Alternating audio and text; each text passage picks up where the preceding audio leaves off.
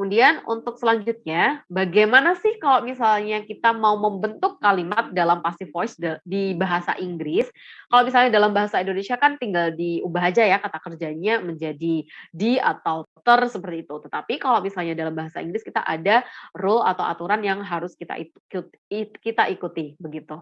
Jadi untuk using passive voice di sini teman-teman harus ingat ketika menggunakan passive voice, clue-nya atau main clue-nya itu harus ada be, kemudian past participle. Sedangkan be-nya sendiri itu mengikuti ya. Jadi dia bisa berubah menjadi is, am, are, dia bisa berubah menjadi was, were, dia bisa berubah menjadi be ataupun been seperti itu. Atau bisa juga menjadi being. Jadi semua bentuk dari be itu bisa keluar. Ya, mulai dari is, am, are, was, were, being, been seperti itu. Nah, kapan dia berubah menjadi is, am, are, kapan dia berubah menjadi been, kapan dia berubah menjadi being dan sebagainya, itu tergantung dari tense yang kita gunakan. Ketika kita menggunakan tense simple present, berarti otomatis kita harus menggunakan be yang antara is, am, ataupun are. Ketika kita menggunakan tense yang past, berarti antara was dan were, seperti itu.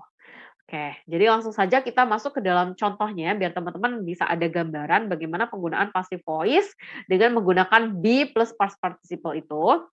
Nah, jadi di sini ya, Bob is helped to repair a motorcycle. Bob is helped to repair a motorcycle ini karena dia menggunakan is berarti dia berbicara tentang present tense sebenarnya. Makanya kalau misalnya present tense kita pakai yang is. Jadi active voice dari Bob is helped to repair a motorcycle itu sama dengan di sebelumnya, slide sebelumnya, teman-teman bisa lihat lagi di sini. Ya, ini tadi Roy helps Bob to repair a motorcycle. Nah, bagaimana cara kita mengubah ke dalam passive voice dari kata Roy helps Bob to repair a motorcycle? Jadi Bob-nya yang kita dahulukan, Bob is helped to repair a motorcycle. Bagaimana tentang penggunaan Roy? Kenapa Roy-nya tidak ada gitu. Jadi memang by Roy, by someone itu untuk passive voice tidak selalu ada. Jadi boleh ada, boleh tidak. Tidak wajib begitu ya. Jadi kalau misalnya kita mau menghilangkan tidak masalah.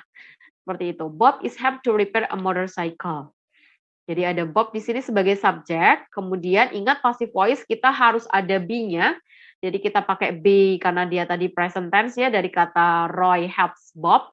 Makanya menggunakan be yang present antara is, am, dan are. Berhubung Bob ini dia singular, satu orang, maka kita harus menggunakan yang is, bukan am, bukan pula are. Seperti itu.